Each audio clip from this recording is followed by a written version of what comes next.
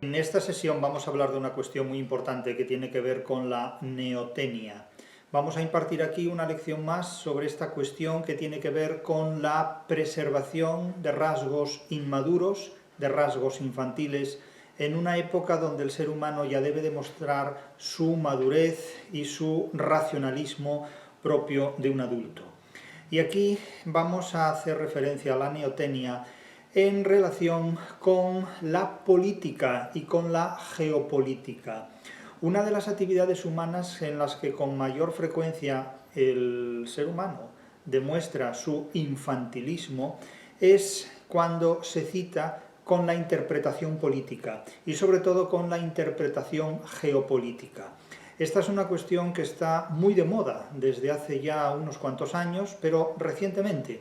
Hoy se habla de geopolítica en unos términos que parecen muy sofisticados cuando en realidad la geopolítica y el horóscopo solo se diferencian simplemente por quién habla de ellos en cada caso. La única diferencia entre el horóscopo y la geopolítica es el interlocutor.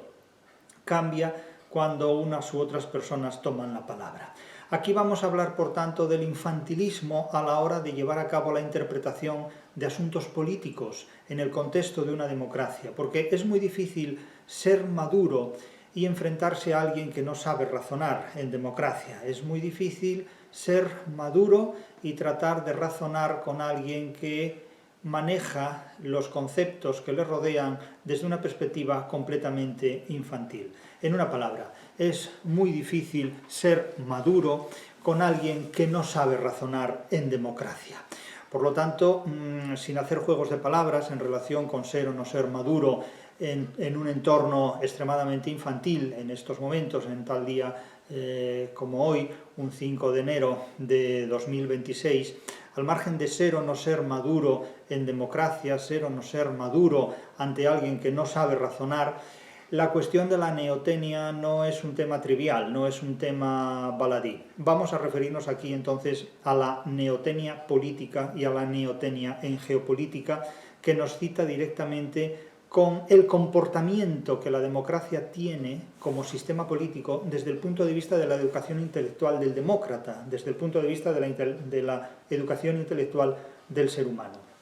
Entonces, aquí vamos a plantear lo siguiente: la democracia utiliza la neotenia en muchísimos aspectos para convertirse en una especie de guardería social, de guardería global del planeta, pero también funcionando como si se tratara de una guardería totalitaria. De tal manera que la democracia trata a la gente, al individuo, al ciudadano, a las sociedades, como si este individuo, esta sociedad, este ciudadano, fuera una persona infantil y a la que hubiera que referirse como si se tratara de un niño que no madura nunca, nunca llega a ser maduro, en definitiva. Y cuando es maduro, lo es en un organismo adulto que se comporta infantilmente, que se comporta puerilmente. De tal manera que la neotenia no se detiene simplemente en el ámbito de lo biológico, como un concepto biológico que designa el desarrollo de componentes larvarios todavía en un cuerpo adulto, como puede ser el de un renacuajo, por ejemplo, o de un alojote, sino que también se adentra la neotenia en el ámbito de lo social, de lo literario, de lo espectacular incluso, sobre todo de la cultura y de la sociedad, y de una manera muy específica, muy particular, en el ámbito de la política. La neotenia en política campea por sus respetos. La neotenia culmina en la política y sobre todo en la geopolítica dentro de las sociedades democráticas, dentro de las sociedades que en democracia hacen de la neotenia realmente un título universitario, un estatuto académico, de infantilismo social, de infantilismo individual, de infantilismo profesional, diríamos, porque la neotenia en democracia se convierte en una estrategia de gobierno mundial, no solo en una estrategia de gobierno estatal para una sociedad o para un país, sino que la neotenia en democracia se convierte en un instrumento de poder, en una estrategia de gobierno mundial. Claro, la democracia posmoderna funciona en este punto como una guardería colectiva, es decir, como ustedes no saben cuidarse por sí solos, nosotros, los que administramos la democracia en términos de infantilismo, de neotenia, tenemos que cuidar de ustedes.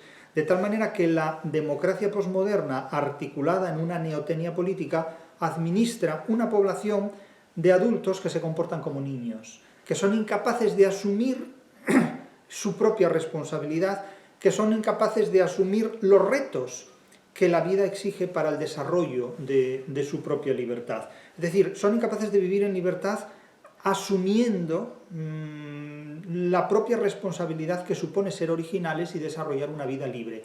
De tal manera que siempre esperamos que otros nos resuelvan nuestros problemas, que alguien nos saque las castañas del fuego, que alguien nos haga madurar en unos términos que no son los que nos corresponden a nosotros, sino los que les interesa hacer madurar a quien gestiona un determinado concepto de democracia que puede beneficiar a unos sectores sociales frente a otros.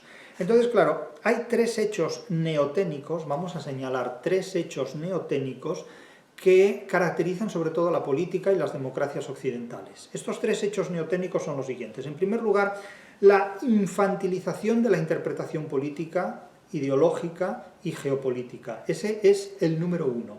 La infantilización de la interpretación política es algo muy frecuente. Ante cualquier hecho histórico que se produzca, en estos días se ha producido uno de especial resonancia, las interpretaciones políticas que se hacen públicas sobre este asunto son de un infantilismo y de una inmadurez paradójicas y sorprendentes, porque son adultos, son maduros, que hacen interpretaciones inmaduras de aquello que tienen delante, en definitiva.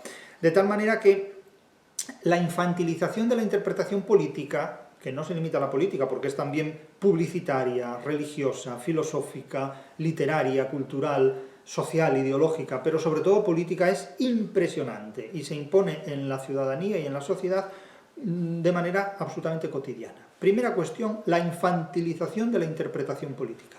Segunda cuestión, hay un poder ajeno, anónimo, indefinido, que es el que gobierna, en definitiva. Naturalmente hay una cara visible de ese poder, pero no es la que tiene el poder efectivamente ejecutivo. Es decir, por encima del poder visible siempre ha habido otro tipo de poder.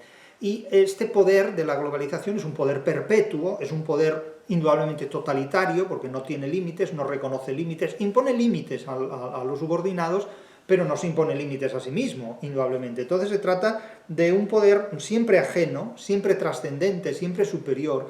Incluso cuando este poder ajeno, trascendente, superior, no era un poder humano, o no alcanzaba humanamente la globalización de la que hoy dispone, esa trascendencia se atribuye a un ser superior, a un ser divino, se atribuye a la mitología de los dioses o simplemente a la teología de una divinidad omnipotente y panóptica que lo ve absolutamente todo. De tal manera que ese es el gran planteamiento, esa es la segunda de las características de esta neotenia. La realidad de un poder anónimo, desconocido, hiperdominante o superdominante, por utilizar la nomenclatura musical, una superdominante, que se impone como un tutor perpetuo, como un controlador perpetuo, como un driver global que controla la vida del individuo y de las sociedades, y que naturalmente no se conoce. El poder no tiene cara, el poder real, el poder verdadero no tiene cara ni la da, no lo necesita, pone a otros que den la cara por él. Y una tercera característica, una tercera cuestión, es la de un mercado global.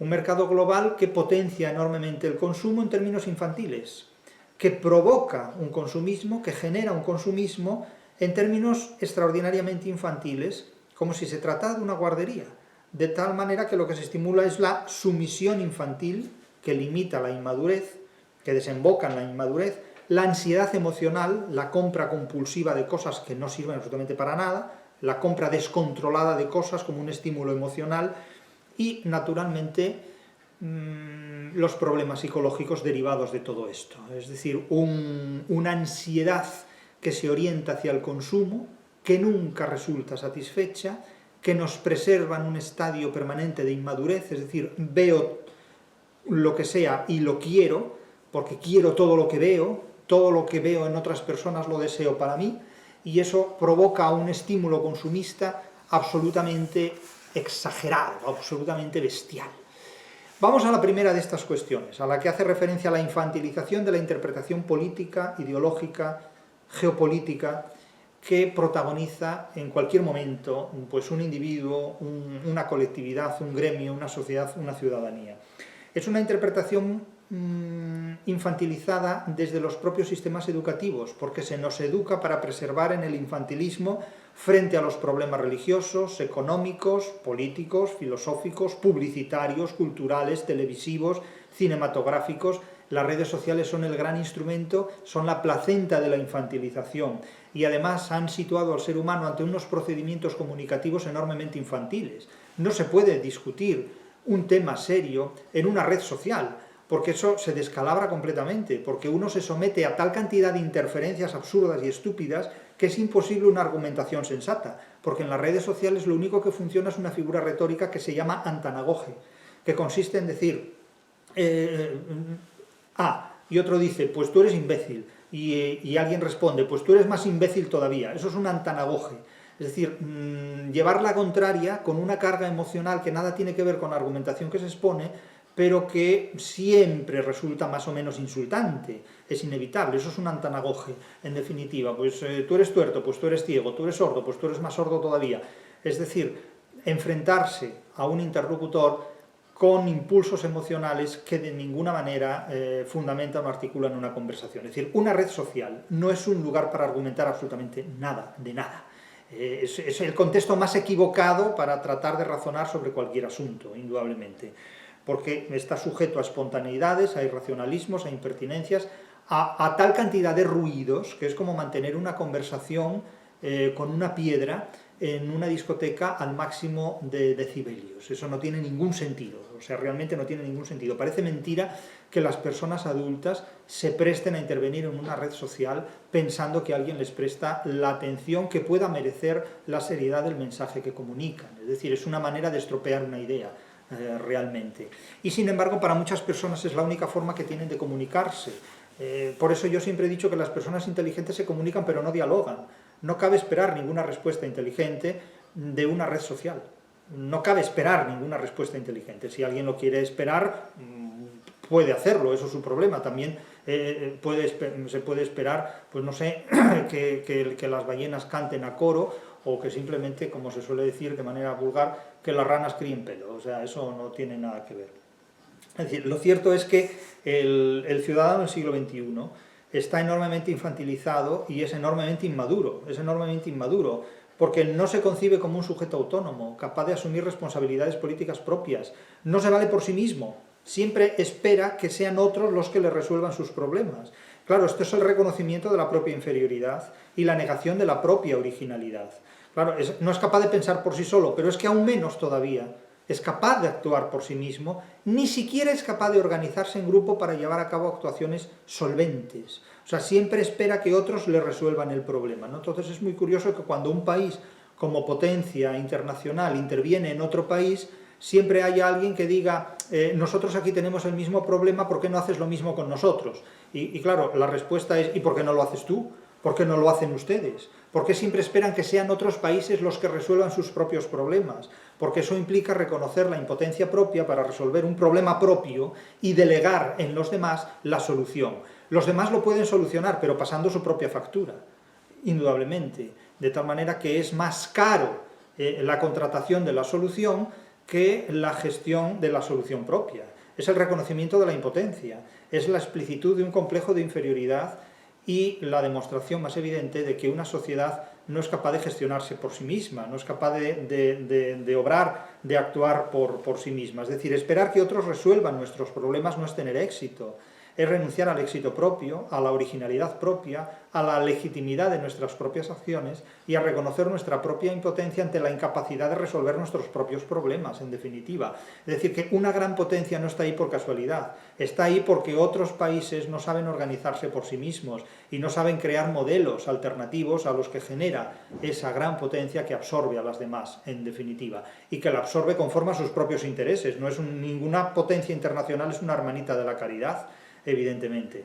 Entonces no podemos esperar a que otros cambien el gobierno que nosotros somos incapaces de gestionar o de cambiar. Podríamos decirles a las personas que piensan en estos términos. Ellas podrán decir también, evidentemente, lo que quieran y así se pasa la vida, ¿no? Pero lo que sí es cierto es que el ser humano de hoy, el ser humano neoténico, no sabe ni siquiera cultivar un huerto, no sabe ni plantar un tomate ni una lechuga.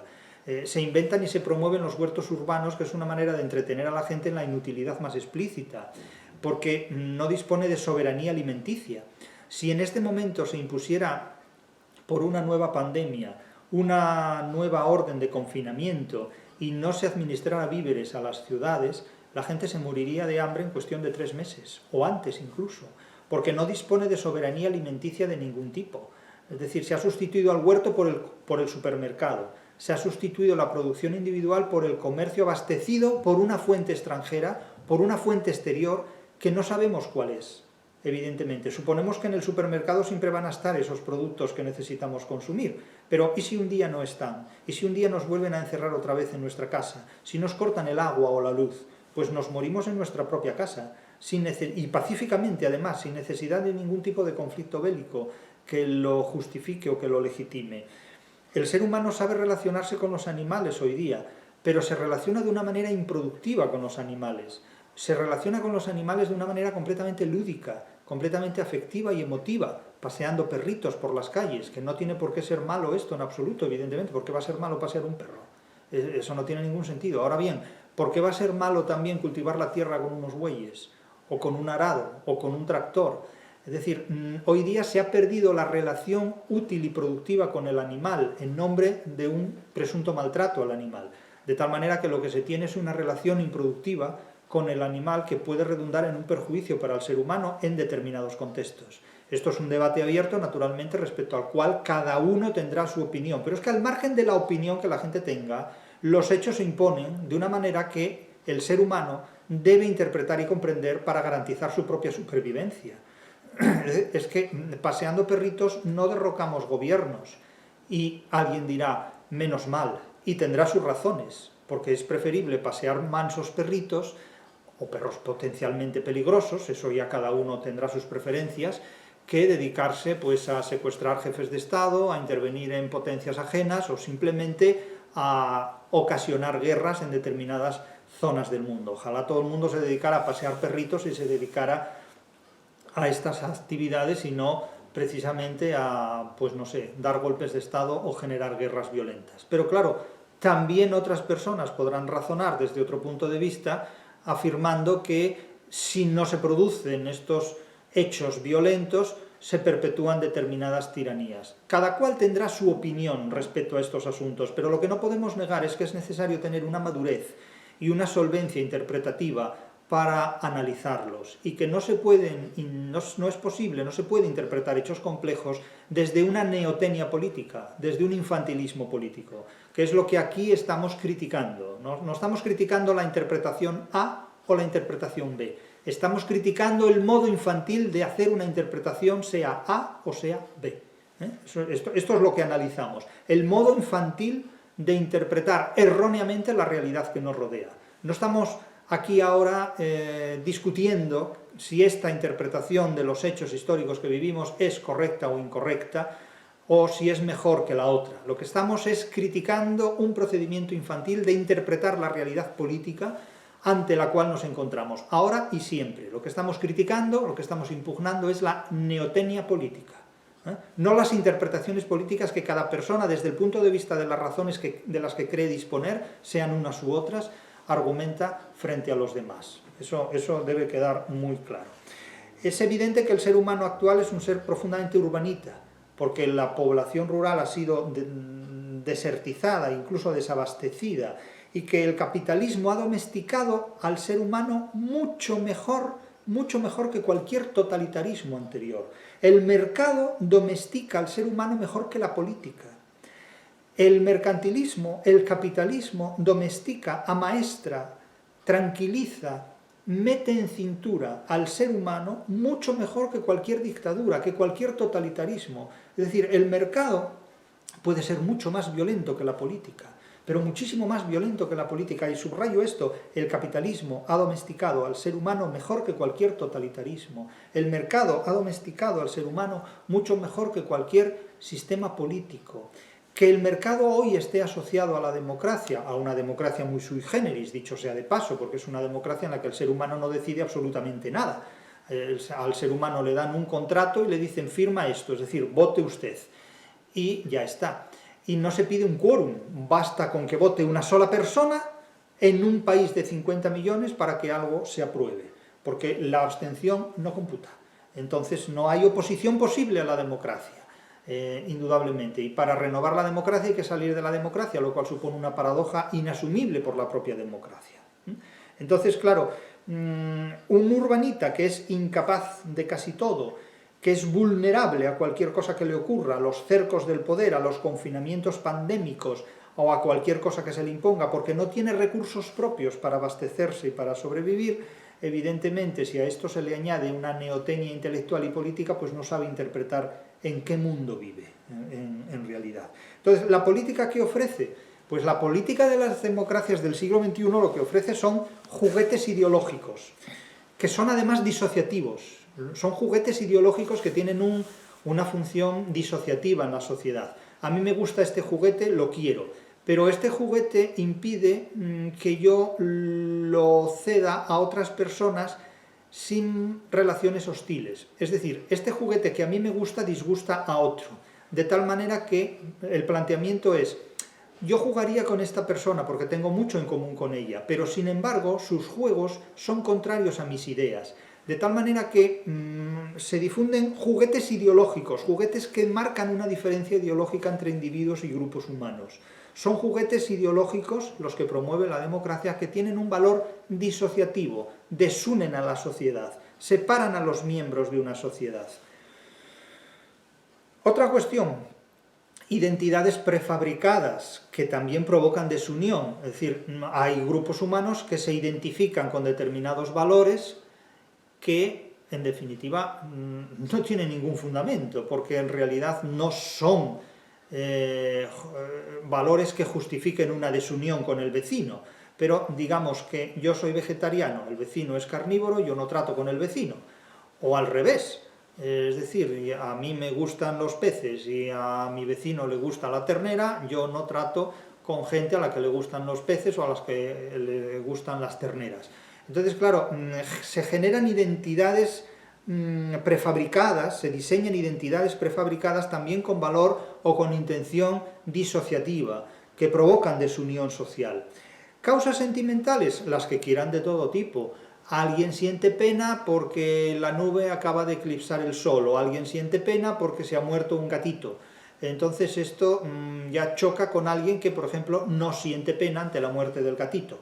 Y esto crea, indudablemente, una serie de impulsos sentimentales o causas sentimentales que generan consecuencias igualmente disociativas. Esto lo estimula enormemente la democracia. Y todo esto son componentes neoténicos, indudablemente. Se crean también indignaciones colectivas. Recientemente un intelectual, en torno a la pandemia, lanzaba el imperativo de indignaos. Creo que era un nonagenario, de cuyo nombre ya no soy capaz de acordarme. Decía, indignaos, indignaos, vale, nos indignamos, y después ¿qué? Bailamos la cumba después de indignarnos, ¿no? Claro, me parece muy bien todo eso, pero ¿qué? ¿Podemos pasar toda la vida indignados? Pues menuda mala leche íbamos a tener. Otros dicen, alegraos, que ya ha nacido el Salvador, por ejemplo, ¿no? Quiero decir que cada persona puede tener su imperativo exclamativo, otros tienen su imperativo categórico. Pensad todos del mismo modo que si vuestra máxima o vuestro lema en el mundo beneficiara a todo Dios o a todo ser humano. Claro, se crean indignaciones colectivas o entusiasmos colectivos de usar y tirar, hoy uno y mañana otro, pero eso crea también una desunión enormemente importante, ¿no? La lucha de grupos sociales que podrían estar aliados frente a una causa común y que sin embargo mantienen una desconexión constante e inmediata, porque yo no estoy de acuerdo con esto, porque lo que se promueve es el enfrentamiento social de unos grupos humanos contra otros mediante juguetes ideológicos, identidades prefabricadas, causas sentimentales contradictorias entre unas personas y otras, y la lucha de clases se ha sustituido simplemente por una lucha entre personas, entre individuos, que son inclasificables, que son imposibles de situar o de filiar en un determinado grupo porque el mercado ha destruido la capacidad asociativa del ser humano. El mercado ha destruido lo que el totalitarismo había unido, que era la capacidad del ser humano de formar grupos sólidos, fuertes, consistentes, solidarios, frente a un enemigo común. El mercado ha destruido la capacidad asociativa del ser humano y al servicio de la democracia ha convertido sociedades democráticamente vulnerables al máximo, porque el ser humano no tiene dónde apoyarse. Es que el ser humano, por haber perdido, ha perdido hasta la capacidad de establecer una alianza con una persona que dure a lo largo de la vida. Esa alianza se llama el matrimonio. Estamos en un siglo, el siglo XXI, que se caracteriza sobre todo porque se hace apología del celibato. Es decir, aquello en contra de lo cual el protestantismo luchó durante tanto tiempo, conseguir que el clérigo pudiera contraer una relación marital, ¿verdad?, algo que se preservó en el catolicismo. Hoy día, el siglo XXI, lo que promueve es una exaltación del celibato, de la esterilidad, de la negación de la natalidad y de la demografía. Entonces, algunas personas ponen el grito en el cielo con estos asuntos y claman que la familia debe ser la base de la demografía y sus valores. Otros, sin embargo, no. Otros, sin embargo, lo que elogian es el celibato, pero afirmar el celibato de alguna manera implica negar la capacidad asociativa del ser humano en su mínima expresión posible, no digamos ya en la máxima expresión. Pero la afirmación del celibato, en definitiva, supone la negación de todo tipo de valores solidarios y sociales. Claro, es mucho más fácil renunciar a un ligoteo si las cosas no te salen bien, que afirmarte en un celibato donde todo te puede venir más fácilmente porque no se arriesga. Esa es una opción que libremente elegida cada cual podrá justificar, porque tan legítimo es el celibato como el matrimonio, como la poligamia. Claro que la poligamia ya no la permiten las leyes de las sociedades democráticas. Entonces, claro, la democracia tiene también unos límites muy claros. Por lo tanto, la democracia no consiste en una libertad ilimitada, sino en una libertad regulada, por cierto, por muchas leyes, dentro de las cuales a veces la supervivencia está enormemente recortada, extremadamente recortada. Pero ya digo, el capitalismo ha domesticado al ser humano mucho mejor que los totalitarismos. El mercado ha domesticado al ser humano mucho mejor que cualesquiera otros regímenes políticos, indudablemente, mucho mejor que cualquier totalitarismo, porque el mercado ha conseguido que el ser humano no tenga ninguna capacidad asociativa, no tenga ninguna capacidad para unirse con fidelidad a otra persona, más allá a veces de un fin de semana. Entonces, claro, esto introduce cambios en la sociedad que son enormemente poderosos y que tienen unas consecuencias brutales. Cuando un ser humano no es capaz de mantener con otro una relación duradera, eso se debe naturalmente a una neotenia sexual, porque se cansa sexualmente de la otra persona. Claro, cada uno tendrá sus razones en este punto, pero es que se necesita una responsabilidad en estos asuntos. Las relaciones humanas no se crean para destruirlas. No tiene ningún sentido la destrucción de algo que se ha creado. Hay que preservarlo en la medida que sea posible y hay que cuidarlo en la medida que sea posible, aunque haya circunstancias adversas, que en eso precisamente consiste el mérito de lo que valen las relaciones humanas. Entonces, siempre es importante preservar este tipo de relaciones, porque la relación de alianza, la relación de unión entre dos o varias personas, sea en el matrimonio, sea en el grupo, en el gremio, en la sociedad, en el Estado, en el pueblo, en la nación, en la figura de unidad que deseen tomar como referencia, es enormemente importante y no se puede desestimar. Entonces, yo sí creo que a principios del siglo XXI ha surgido una generación que yo he llamado, no gratuitamente, no caprichosamente, generación cervantina o generación C, porque esa generación ya se diferencia muchísimo de los milenaristas. Los milenaristas crecieron muy confiados en todo lo que se les contó, crecieron muy animados en un mundo que entonces parecía un parque temático y de repente se les apagó la luz y se les acabó toda la energía. Se les cortó la corriente. A los milenaristas se les cortó la corriente cuando cumplen aproximadamente 30 años de edad. Y ahí el mundo cambió. Lo que era un parque de atracciones se convirtió en un parque de promesas incumplidas. Y claro, los milenaristas acusan a los búmeres de haberles engañado. Pero es que yo les voy a ser franco, la vida se resume en 3 palabras: te han mentido. La vida se resume en 3 palabras: te han mentido.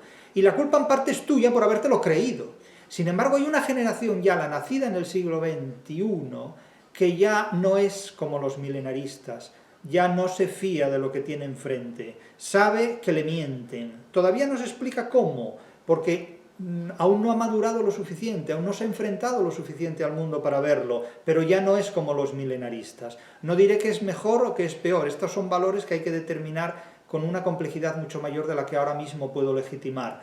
Pero de lo que sí estoy muy claro, de lo que sí estoy muy convencido, porque es muy claro, es que en el siglo XXI ha nacido ya un grupo de gente, una generación diferente a la de los milenaristas, que ya no se cree nada de lo que le cuentan, porque ha nacido no viendo los dientes del lobo ni las orejas del lobo, ha nacido ya oyendo los aullidos del lobo que lo rodea, que lo tiene cerca, en definitiva. Ha nacido frente a la serpiente del paraíso, y sabe que la serpiente del paraíso miente, sabe que quien promete la felicidad miente, sabe que quien promete el éxito miente. Y les digo esto, la vida humana, la vida se resume en 3 palabras: te han mentido. De esto los milenaristas se enteraron cuando cumplían 30 años. Sin embargo, la generación neocervantina, la generación pro-Cervantes, la que ya nace en el siglo XXI, ya se enteró casi en la niñez. Sabe que le han mentido. Ahora, la labor consiste en desmontar esa mentira y en construir un mundo frente al cual esa propia generación neocervantina sea compatible. Pero ya les digo, la vida humana se resume en 3 palabras: te han mentido, no tiene más.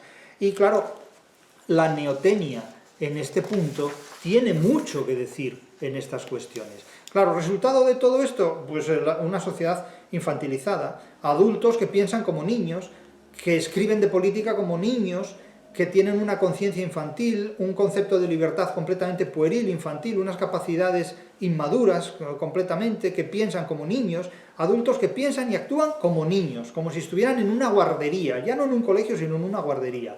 ¿Por qué? Hombre, pues porque exigen derechos como se exigen caramelos, porque no tienen conciencia de sus verdaderas necesidades. Y esto es algo que a la generación de los milenaristas les ocurrió mucho. Exigieron derechos como si el derecho fuera un caramelo. Y entonces, claro, la conciencia de la necesidad vino después, cuando vieron que esos derechos eran todas unas falsas promesas. Claro, demandan protección, sin límites. ¿Por qué? Pues porque se reconocen como intelectualmente débiles y han tenido que hacer un esfuerzo muy grande, sobre todo más allá de los 30 años, para superar esas limitaciones. Porque volitivamente son muy frágiles.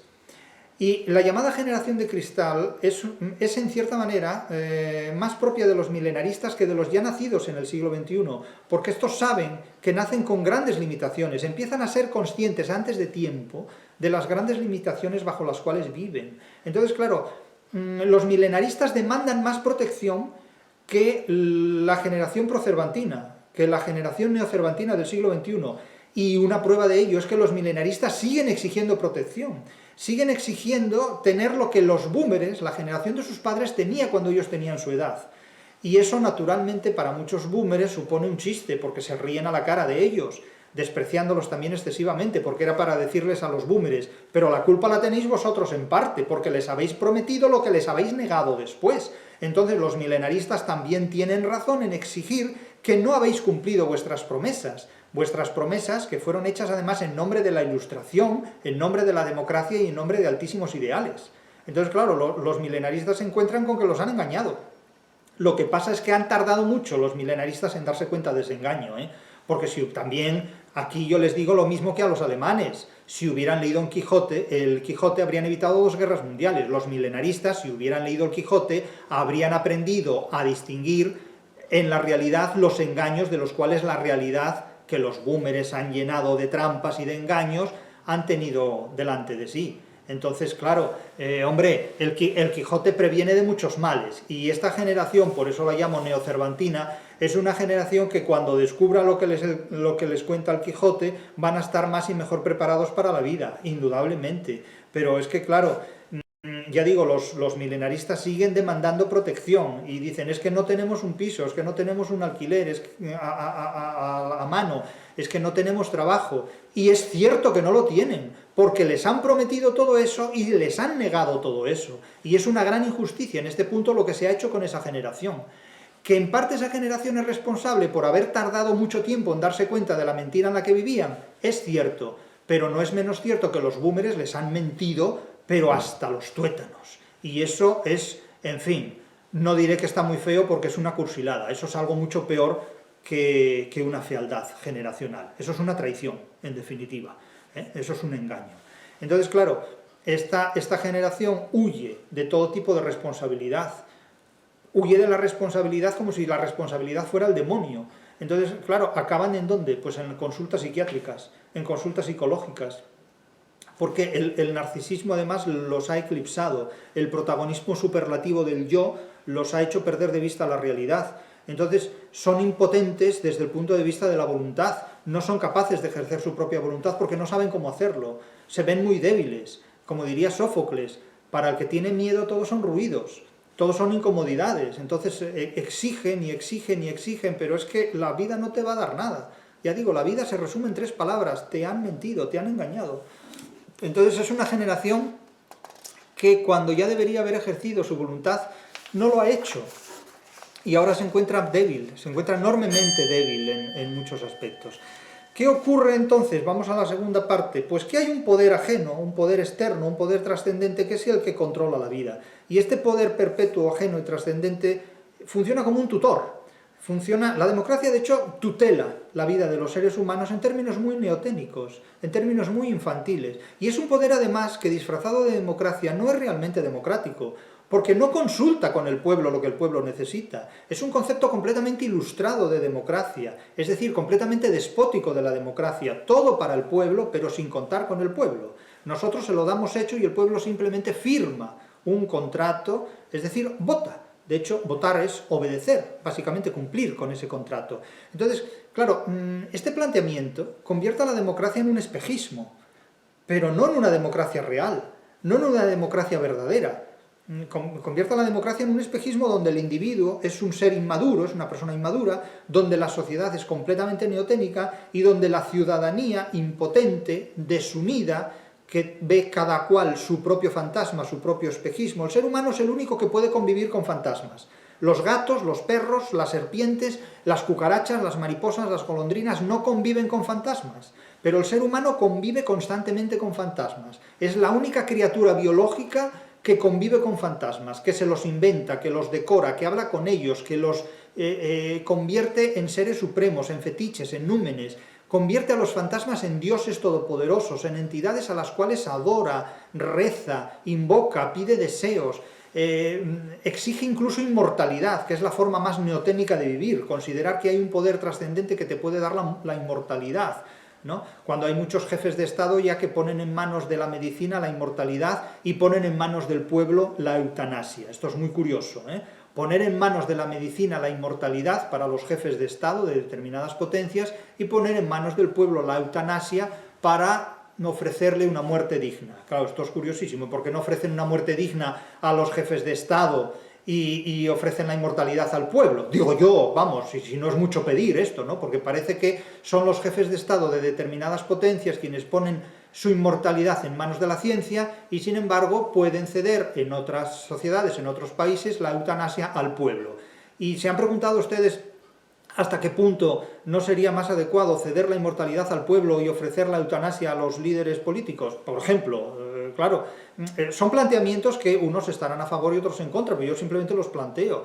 Es como esta costumbre de que los mandatarios de los países y los jefes de Estado siempre ponen a desfilar al pueblo delante de ellos. ¿Y no sería mejor que alguna vez el pueblo estuviera sentado en una tribuna y viera desfilar a los mandatarios delante de ellos? Es que esto es muy carnavalesco, porque de hecho el carnaval no es más que la expresión estética por comicidad de la inversión de los valores, que se suponen como oficiales e intocables, y los que carnavalescamente resultan invertidos. Eso es la poética del carnaval. Pero a veces, si le dan ustedes la vuelta a las cosas, resulta que son más razonables incluso de lo que aparentemente son cuando se nos manifiestan en términos convencionales y oficiales.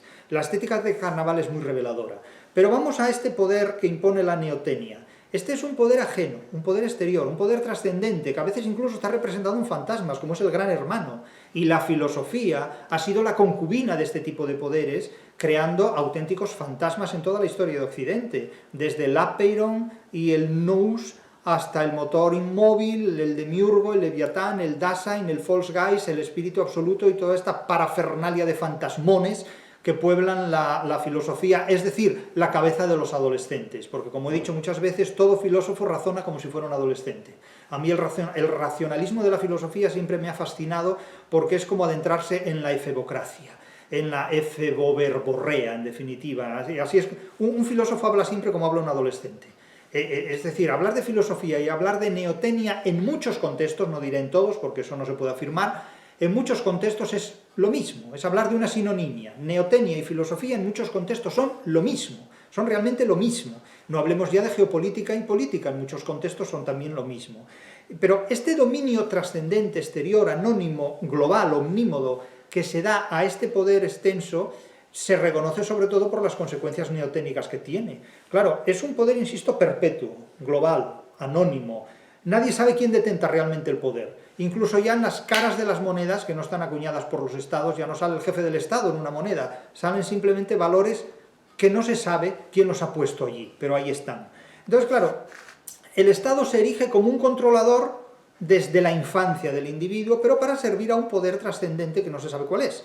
El mercado, sin embargo, es más poderoso que el Estado, que todos los estados ya juntos. E incluso ahora, fíjense, se plantea la posibilidad de votar a los 16 años. Esto es ampliar la neotenia o legitimarla. ¿Qué más da votar a los 16 años que votar a los 92 o a los 124 años? ¿Qué más da? Incluso se puede legalizar el voto para perros. ¿Por qué no van a votar los perros también? Si usted tiene 7 perros, junto con el suyo son 8 votos en casa. Por lo tanto, ¿cuál es la diferencia en definitiva? Los animales humanizados también tienen derechos. Si los animales tienen derecho, pues tendrán que tener derecho a voto. No se puede negar a una criatura biológica cuyos derechos se reconocen el derecho a votar. ¿Por qué no van a votar los perros?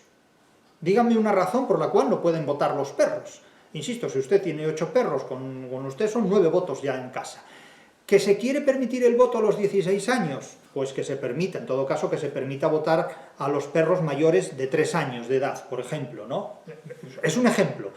Algunos lo consideran cómico, otros burlesco, otros satírico. Es un ejemplo, ¿no? No se burlen de las cosas porque lo que hoy es un hecho totalmente racional y aceptado, hace 100 años era una ridiculez o era algo grotesco. Entonces, ustedes se pueden burlar hoy de algo que les parece una tontería, pero dentro de 10, 30, 40 o 50 años puede ser un imperativo legal. Entonces, mucho cuidado con reírse, porque al principio la gente se reía del nazismo, y la risa se le cortó en 1940 y también antes, ¿eh? Entonces, mucho cuidado con este tipo de historias, mucho cuidado con burlarse de lo que consideramos ajeno o diferente a nosotros, porque podemos vivir dentro de ello en cualquier momento. Entonces, votar a los 16 años es una promoción o una legalización de la neotenia, de la más temprana neotenia, porque la democracia en este punto se encuentra en un laberinto sin salida y necesita votos. Hay que combatir la abstención, indudablemente. Entonces, ampliar la edad de voto siempre supone recaudar más votos. Cuando votar es obedecer, porque da absolutamente igual lo que se vote, porque se vote lo que se vote, gana la democracia siempre. Y lo que importa es preservar la democracia para que no haya ningún tipo de sistema político alternativo a este. Incluso hasta cierto punto lo que se plantea es que la democracia no se altere sustancialmente. Porque hay muchas formas de ejercer la democracia. Ya digo, la democracia griega no es lo mismo que la democracia estadounidense de la fundación de los primeros estados, ni tampoco lo mismo que la democracia hoy. La democracia inicial de Estados Unidos reconocía la esclavitud entre seres humanos. Hoy día esto es inasumible desde todos los puntos de vista. Entonces, las democracias han experimentado profundos cambios a lo largo de la historia y aparecen y desaparecen como el río Guadiana, de tal manera que cada vez que aparecen lo hacen con nuevas formas de gobierno y con nuevos planteamientos legislativos, ejecutivos y judiciales. Entonces, evidentemente, plantear el voto a los 16 años no es más que una ampliación de los umbrales de la neotenia y de su registro legal. Indudablemente, la política tiene muchísimo de retórica, y si ustedes se fijan, el lenguaje de la política es un lenguaje muy infantil, es un lenguaje tremendamente infantil. Quizás solo hay un lenguaje más infantil que el de la política, que es el de la publicidad. Sobre todo el que usan las compañías aéreas, ¿no? Cuando estás sentado en el avión te tratan como si fueras medio bobo o medio ingenuo, te tratan como a niños, es decir, te tratan realmente como a niños, ni siquiera te tratan de usted, te tutean como si te conocieran de toda la vida. O sea, ¿cómo te puede tutear una voz que ni siquiera es humana? o porque está programada informáticamente por un ordenador, etcétera, etcétera. Entonces toda esta pedagogía neoténica, toda esta sociología neoténica, que además inventa lenguas infantilizadas, porque hace un uso de las lenguas como si fuera completamente lúdico, de guardería. O sea, te tratan como si tú fueras una criatura en una guardería y el monitor de la guardería, que es simplemente un altavoz que oyes por alguna parte, te dice lo que tienes que hacer, ¿no? Entonces es como en los programas televisivos de fin de año, donde la palabra más pronunciada es increíble. Esto es una experiencia increíble, es un sonido increíble, es una cara increíble, es un lagarto increíble, es un perro increíble, es una oreja increíble, es una lente increíble, es una música increíble, es un escenario increíble. La palabra increíble fue la palabra más oída entre las últimas horas del año 2025 y las primeras horas del año 2026. Todo es increíble. Todo es increíble, por no decir que es una gilipollez increíble también, realmente, ¿no? Porque lo que es verdaderamente increíble es la gilipollez. Pero bueno, no diré yo que no haya otras cosas igualmente increíbles, pero en fin.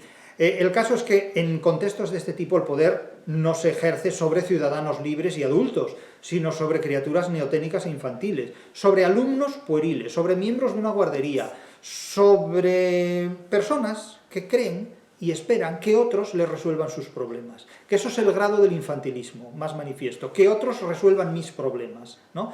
Desde resolverme un problema político, como cambiarme sin pasar por elecciones el jefe del Estado. Claro, imagínense ustedes esto, ¿qué democracia puede permitir que se cambie un jefe del Estado sin pasar previamente por las urnas?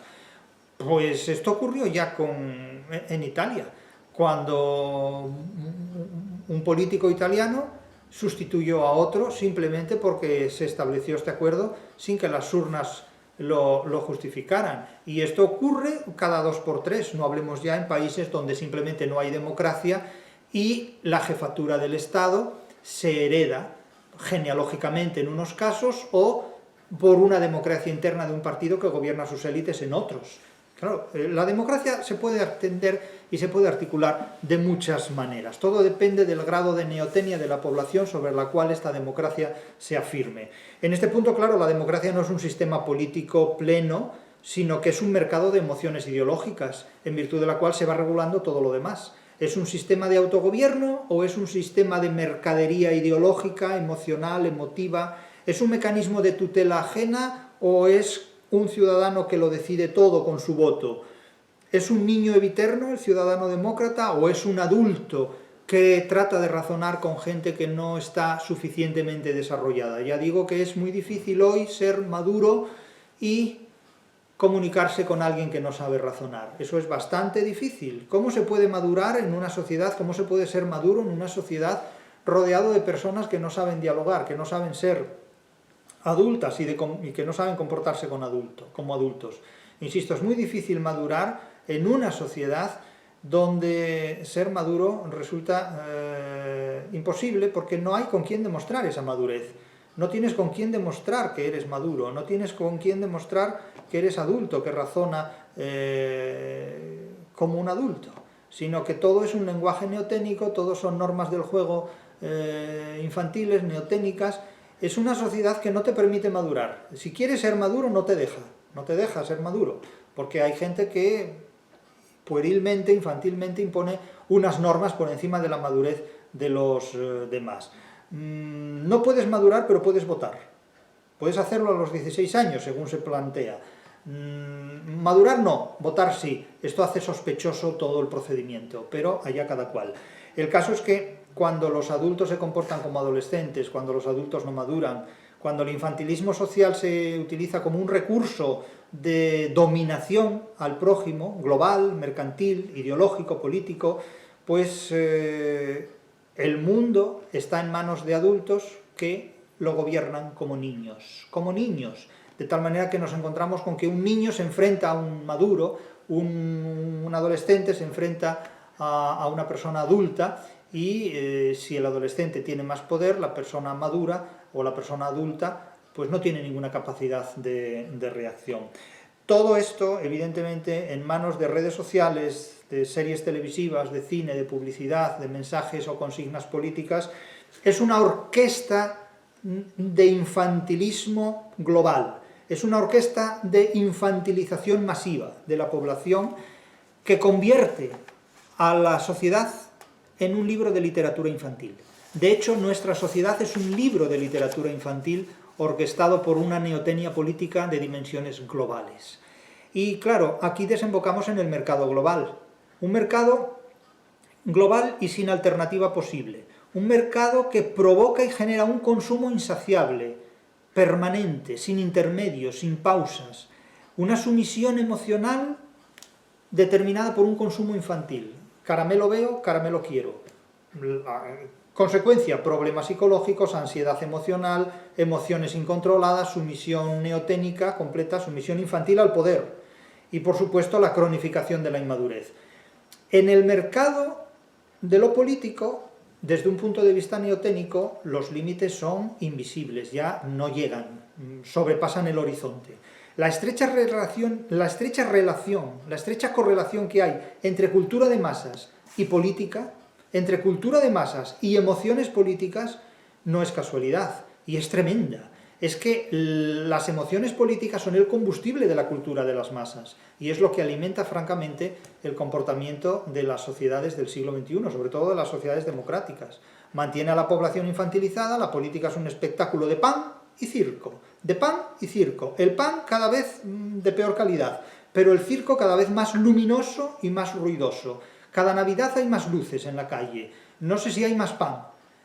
Por el momento parece que sí. Depende en casa de quién. Y depende también de a qué precio. Pero por el momento no falta masivamente el pan. Porque unas generaciones, los denostados boomeres, surten todavía a los engañados milenaristas en muchos aspectos. Pero lo que es la sociedad que pide un control emocional, que pide un mayor control emocional, como en el mundo feliz de Aldous Huxley, los Epsilon pedían el Soma, que no es la Sociedad Obrera de la Minería Asturiana, no es eso, no es el Soma, UGT, sino que es la sustancia que los hacía pues preservarse en ese tercer mundo semántico en el que vivían, los Epsilon. Pero una sociedad que pide protección emocional por control totalitario, porque la protección emocional no es más que un control totalitario, en definitiva, porque uno es incapaz de originalidades emocionales, y no hablemos ya de originalidades intelectuales. Es un adulto, es un maduro, que queda neutralizado completamente, incapacitado para decidir, incapacitado para rebelarse, para reaccionar, para tener un pensamiento propio, y que delega su libertad en cualquier forma externa de poder, mercantil por supuesto, que en definitiva pues le priva de una vida propia, en suma. Es decir, que se vive en un tercer mundo semántico que es totalmente infantil. Es un tercer mundo semántico totalmente infantilizado. Es que enfrentarse a la realidad es mucho más difícil que adoptar una posición infantil ante ella. De tal manera que enfrentarse a la realidad supone enfrentarse a adversidades históricas, profesionales, laborales, emocionales, y establecer alianzas con seres humanos que no siempre es fácil en absoluto. Es más fácil, de hecho, preservarse en el infantilismo que erigirse uno mismo en adulto, que madurar como persona, que enfrentarse a la realidad. Es que madurar implica trabajar, implica sobre todo resistir la adversidad laboral, resistir la adversidad de un mundo de trabajo. Y sobre todo madurar implica renunciar al idealismo, hacer apostasía del idealismo, porque no se puede vivir en el idealismo y ser una persona adulta y madura. De hecho, maduro se acaba, el maduro se acaba cuando asume el idealismo, en definitiva, y cuando pierde la libertad también, en cierta medida, porque se siente feliz en un mundo donde no hay libertades. Y claro, el idealismo es una terapia ilusa, es una filosofía incompatible con la realidad, es una solución fraudulenta a los problemas humanos y es desde luego la cronificación de la neotenia. El idealismo es la cronificación de la neotenia, porque la neotenia no solo es un rasgo biológico, literario, cultural, sino también político. Y en la política la neotenia se ceba enormemente en las debilidades humanas. Es un instrumento, la neotenia política, mediante el cual la democracia impone muchas de sus normas, administra la obediencia inconsciente y la sumisión diferida. Y esto no dice mucho por parte de quienes tratan de preservar al pueblo en unas condiciones donde la democracia se comporta de este modo. La democracia no es eso. La democracia es el reconocimiento de las libertades individuales dentro de libertades colectivas, donde unas y otras son perfectamente compatibles para vivir cómodamente, o al menos de la mejor manera posible. Cuando la neotenia se convierte en un instrumento en el que la democracia administra la vida con obediencia inconsciente y con sumisión diferida, mal asunto. No nos gobiernan personas maduras, nos gobiernan adultos que se comportan como niños. El verdadero poder ya no está en el Estado. El Estado es un estorbo al mercado y habrá quien diga que no, que es al revés, que es el Estado el que se impone al mercado. Pero cuando el Estado se impone al mercado, no es el mercado lo que tiene delante, sino que son mercaderes débiles, son empresarios débiles y sumisos a un Estado con el que pactan a veces de forma más corrupta que legal. No estamos en una época en la que el mercado pueda menos que el Estado. Estamos en una época en la que el mercado puede mucho más que el Estado. Si el Estado controla el mercado es porque probablemente esos mercaderes no son trigo limpio. Porque si lo fueran, no necesitarían corromperse conforme a unas leyes estatales corruptas. Entonces, esta es una cuestión en la que la sociología del mercado, la sociología de la empresa y la política y el derecho mercantil tienen mucho que decir, Pero el Estado posmoderno es un Estado que eclipsa el verdadero poder financiero, el verdadero poder mercantil, sirviéndole de pantalla sumisa y utilizando la neotenia como uno de los múltiples instrumentos de infantilización y de dominio del ser humano. De hecho, no se puede plantear una alternativa a la democracia sin salir de la propia democracia. Y esto no es bueno, porque fuera de la democracia hay abismos a los que con frecuencia el ser humano no sobrevive. La democracia debe reformarse desde dentro y debe alcanzar un estado de libertad que ha perdido en los últimos tiempos. Y desde luego no se puede pensar en la libertad con palabras prohibidas por la democracia. No se puede pensar en la libertad con palabras prohibidas por la democracia. No se puede pensar en la libertad desde el infantilismo. No se puede superar los problemas democráticos desde la neotenia política.